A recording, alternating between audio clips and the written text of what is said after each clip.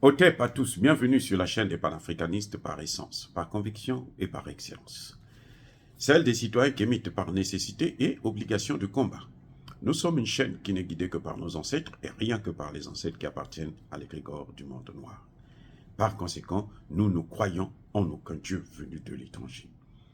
Toutefois, cette vidéo n'est aucunement destinée à inciter à la haine ou à la violence, car nous menons un combat qui d'abord et avant tout spirituel, intellectuel et démocratique.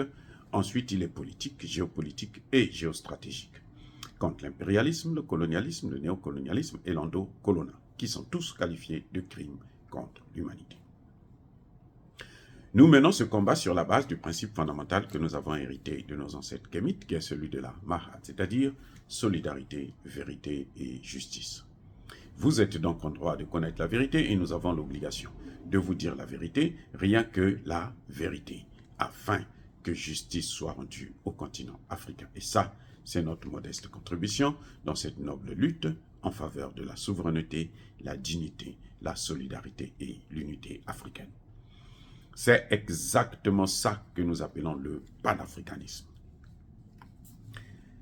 Bien-aimés frères et sœurs, je voulais vous parler de ce que j'appelle moi la peur, ou le brouillard de la présence militaire américaine au Niger. Un brouillard entretenu par l'intervention du Premier ministre, Lamine Zeï, à Agadez, face à la population nigérienne qui lui demandait quel sera le sort de l'armée américaine. Je pense que le Premier ministre n'a pas été clair et le Premier ministre joue un jeu dangereux. Le Premier ministre fait la diplomatie là où il faut la fermeté. Eh oui, le Premier ministre n'a pas été clair.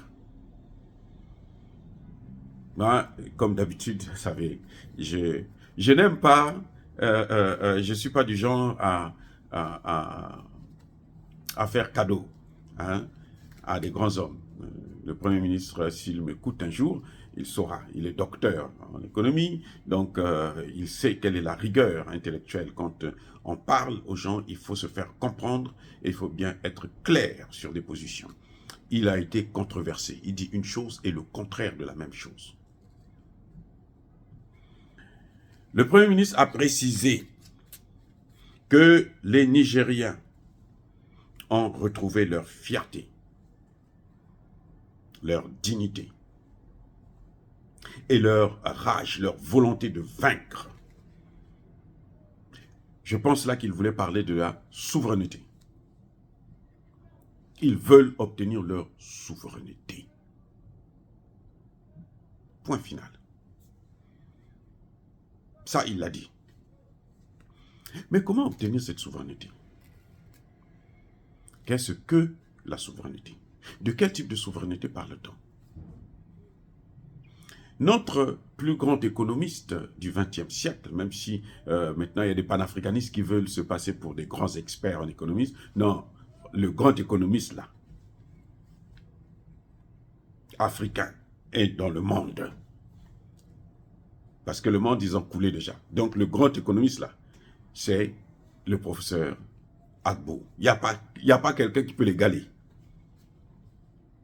Ah oui, il n'y a pas quelqu'un. Ça dit que s'il y a un prix Nobel de l'économie à attribuer à un Africain, c'est lui qui le mérite. Je dis bien, il n'y a aucun panafricaniste qui connaît ces questions, qui maîtrise ces questions mieux que le professeur Agbo. Bref, je ne le connais pas. C'est un grand frère, je ne l'ai jamais connu, mais je l'écoute, je le suis et je l'apprécie beaucoup. Je veux dire que le Premier ministre n'a pas été clair avec Molifi, la secrétaire d'État américaine chargée des questions africaines. Et le Premier ministre n'a pas répondu directement à la question qui lui a été posée. Quel est le sort des militaires américains? Et sa réponse soulève d'autres inquiétudes, selon moi. Je peux me tromper. Et je préfère me tromper. Mais je vous dis ce que je pense. Bref. Le Premier ministre dit à la ministre des Affaires étrangères ou la ministre des Questions africaines de la Maison-Blanche, Madame Molefi, qui était là, qui était d'abord à assister à la réunion de la CEDEAO, au nom de quoi? Je n'en sais rien. Déjà, sa présence là-bas, ça montre bien que c'est une volonté de domination, ce n'est pas une volonté de coopération. Les gars, si la ministre américaine des Affaires étrangères, chargée des questions africaines, vient assister à une réunion de la CEDEAO, alors que les États-Unis ne sont pas membres de la CEDEAO, c'est les chefs d'État de la CEDEAO et de gouvernement qui doivent se réunir, elle est là, en tant que qui, dites-moi, il n'y a pas de négociation à faire là-dessus, il n'y a pas de débat là-dessus, sa présence n'est pas nécessaire là-bas. De même que tous les représentants, les députés, sénateurs ou quoi, machin, de l'Union européenne. Ce sont les Africains qui se réunissent. Ils doivent nous laisser notre espace. Nous n'avons plus d'espace. À l'Union africaine, vous les trouvez. À la CEDEAO, vous les trouvez. On n'a pas d'espace. Or, au problème africain, solution africaine. Si on ne trouve pas la solution africaine, on va échouer. On le voit, la CEDEAO a échoué. La CEDEAO n'a pas pu ramener la paix dans le Sahel, en Afrique de l'Ouest en général. La situation ne cesse de gangrener. Et c'est ça que Lamine Z devrait expliquer à Molefi. Parce qu'il devrait lui demander, mais ta présence est là pourquoi? Eh oui, à quoi ça sert? Il y a une chose qu'il a dit que j'ai appréciée. Hein? C'est pas tout ce que j'ai dit. C'est pour ça que j'ai dit, il a entretenu le flou. Pour le comprendre, il faut être un intellectuel. Il faut être d'un certain niveau pour comprendre ce qu'il a dit. On n'a pas, en fait, nous n'avons pas une position contradictoire. Mais par rapport au Nigérien lambda, eh bien, il n'a rien dit de spécial. Monsieur a fait la liaison entre la présence militaire étrangère, américaine, française, anglaise, italienne, allemande, ainsi de suite, au Niger, et le terrorisme. Avant 2010, il n'y avait aucun militaire étranger. Après 2010, ils ont envahi le Niger. Mais, bizarrement, quand eux, ils viennent s'installer, il y a aussi le terroriste qui s'installe et qui ne cesse de grandir, d'évoluer. Donc, il y a un lien entre le terrorisme et la présence militaire américaine, française et autres. Ça, c'est indéniable. C'est-à-dire qu'il faut être un journaliste de LCI pour ne pas comprendre ça. Il faut être un journaliste de RFI, de France 24, de TV5 Monde, ainsi de suite, tous ces médias mensonges, des médias de propagande, pour ne pas comprendre des petites choses. C'est-à-dire qu'on n'a même pas besoin d'aller à l'école pour comprendre ça. Là, M. Lamine Z a marqué des points. Là, il a été clair. Il a dit à madame, mais regardez, comment vous pouvez nous dire qu'il n'y a pas de liaison entre vous et les terroristes? C'est ce qu'il voulait dire. Je n'utilise pas les mêmes termes que lui, mais dans le fond, c'est ça qu'il disait. Comment? Expliquez-nous maintenant que vous n'étiez pas là. Il n'y avait pas de terrorisme. Vous êtes venu, il y a le terrorisme. Et c'est vous qui avez détruit la Libye, et les terroristes viennent de la Libye. Donc, votre responsabilité, c'est laquelle? Vous ne pouvez pas nous dire que vous n'êtes pas responsable de ça. Ça, c'est un point. Monsieur Lamine dit, le Nigérien préfère voir des acteurs économiques, des investisseurs américains au Niger, plutôt que des militaires américains. Là aussi, il a marqué un point. C'est formidable. Il l'a dit à Molefi. Il a dit, madame, nous, on préfère des investisseurs, des acteurs économiques. Venez amener l'argent. Venez construire des usines ici. Ne venez pas avec des militaires. Vous venez avec des militaires pour faire quoi? la base d'Agadez, Agadez là, ça se trouve au nord, non loin de la Libye. Eux, ils disent, non, on est là, c'est pour la Libye. Si c'est pour la Libye c'est grand, allez-y en Libye. Comment vous pouvez... Chez nous, ici, il y a le terrorisme. En Libye, il n'y a plus le terrorisme parce que vous êtes allé arranger les choses là-bas. Vous avez instauré la démocratie. Mais installez-vous là-bas. Est-ce que vous voyez un peu ce que ça veut dire? C'est le banditisme américain. C'est ça qu'on appelle le banditisme d'État. Le crime d'État. Le voyoutisme d'État. Ce n'est pas des gens sérieux. En d'autres termes, ce n'est pas des gens sérieux. Les Américains ont 3 bases militaires au Niger. 3. La première base militaire, c'est celle qui se trouve à Niamey, avec plus de 1000 hommes, dans la capitale, à l'aéroport. Donc, vous contrôlez toutes les entrées, toutes les sorties de notre pays. Écoutez bien, vous avez une armée étrangère qui est là à l'aéroport. C'est là où il y a les douanes, là où le plus gros de l'argent rentre. C'est sous contrôle des Américains. En d'autres termes, les Américains voient tout ce qu'il fait, tout ce qui rentre, tout ce qui sort. Ici aux États-Unis, qui sait même ce qui rentre à New York? Qui a le droit? À New York seulement. Je prends seulement la ville de New York, pas l'État, la ville. Est-ce que quelqu'un d'autre a le droit qu'un Américain? Je vais vous dire ici, aux États-Unis d'Amérique, là, si vous n'êtes pas américain, vous ne pouvez pas, vous n'avez pas le droit d'arrêter un Américain, même s'il commet un crime devant vous. Attendez, je reviens. Aux États-Unis d'Amérique, si vous n'êtes pas américain, vous n'avez pas le droit d'arrêter un Américain, même s'il commet un crime devant vous. C'est pour ça que dans la police américaine, vous n'allez pas trouver des étrangers. L'étranger n'a pas le droit de mettre des menottes à un Américain. Ça, c'est aux États-Unis. Mais eux, ils ont le droit de venir chez nous, contrôler les douanes, qui rentrent, qui sortent, qui voyagent, et avec quoi, avec qui nous commerçons. Non, c'est pas normal. Le renseignement, la puissance d'une armée, la puissance d'un État se situe au niveau de ce renseignement-là. En dehors de ça, la deuxième base, c'est celle d'Agadez. Celle d'Agadez, là, c'est 25 km².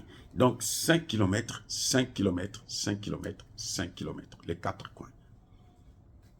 Vous voyez comment c'est grand? C'est tout un village, même pas une ville qu'ils occupent. Vous croyez, aux États-Unis, vous avez vu ça, une armée russe occuper même 1 km², ou une armée nord-coréenne occuper 1 km²?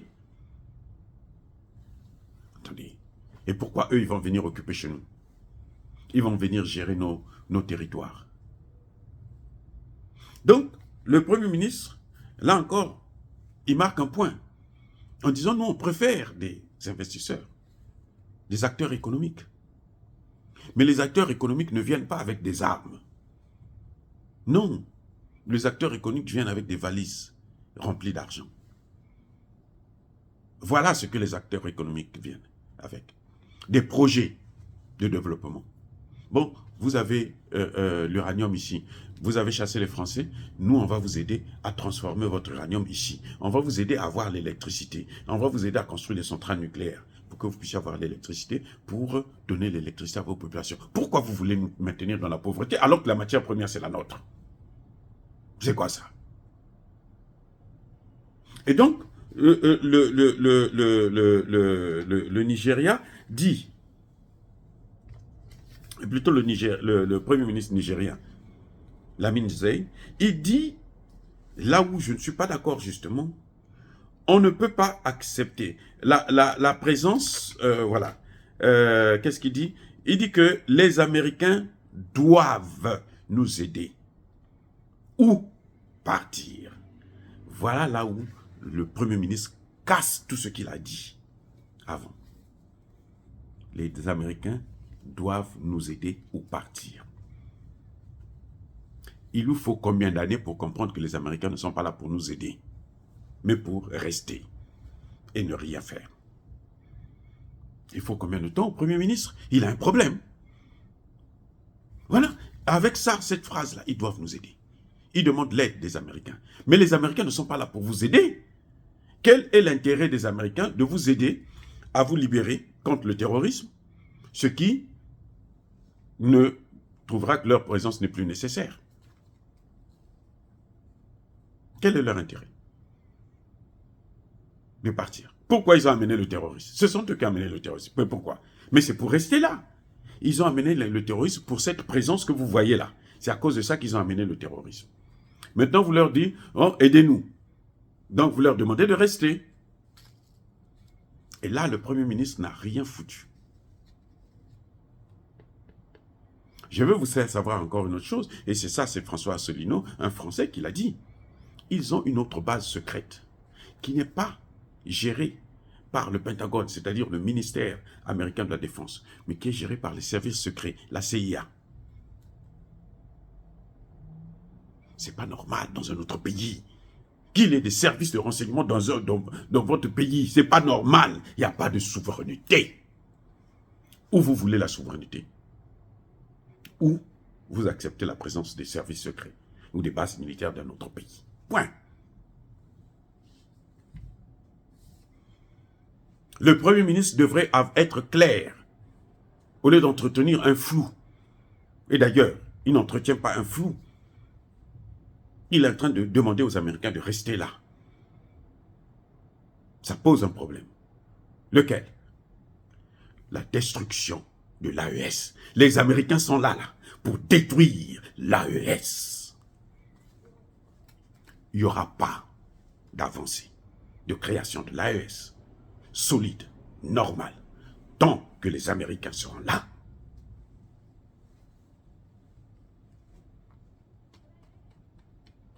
C'est tout. Donc, on ne fait pas la diplomatie avec ces gens. Vous voyez, ils vous amènent des militaires, ils vous amènent des services secrets. Ce n'est pas la diplomatie. Non. Or, entre États, la seule relation qu'il y a, c'est la relation basée sur la diplomatie. Mais quand vous voyez maintenant des armes venir, des militaires, des services secrets, ceux qui sont en train de préparer la guerre contre vous, qui les recevez. Ah non, je reprends. À partir du moment où vous acceptez une armée étrangère venir chez vous, les services de renseignement de cette armée venir chez vous, ça veut dire qu'ils ne sont pas là pour le développement, pour la diplomatie, mais ils sont là pour la guerre contre qui? Contre vous. Vous avez un ami que vous invitez, ah venez manger chez moi. Il vient, il a son couteau. Vous croyez que c'est pourquoi? Pour couper le poulet que vous allez lui présenter? Ou bien pour couper les légumes? Mais c'est pour vous assassiner. Non. C'est-à-dire que le Premier ministre, là, mais c'est-à-dire que là, il nous a divertis. Pour moi, son discours est nul. Je suis peut-être très dur. En tant que docteur, il doit savoir que ça ne se fait pas. Ou tu ne dis rien, bon, nous on est là, on ne sait pas quoi faire avec les Américains, on est en train de fouiller et tout machin, on attend la révision des accords pour voir qu'est-ce qu'il y a et tout machin, quel est le contenu. Ok, d'accord. Mais ne nous dis pas, nous on lui a dit, madame, vous devrez, les Nigériens veulent des acteurs économiques. Après tu dis encore que non, si nous on veut ou vous nous aidez ou vous partez. Mais ils ne sont pas là pour vous aider, on ne vous aide pas avec des armes. Non, l'aide ne se fait pas avec des armes.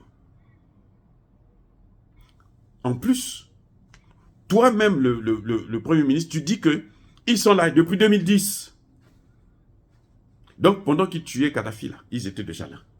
Parce qu'ils avaient déjà un projet pour aller plus loin. Et c'est en 2015, 5 ans après, qu'ils vont avoir un accord pour légaliser leur présence. Voilà, les accords de 2015 pour légaliser leur présence. Mais ils sont là depuis 2010.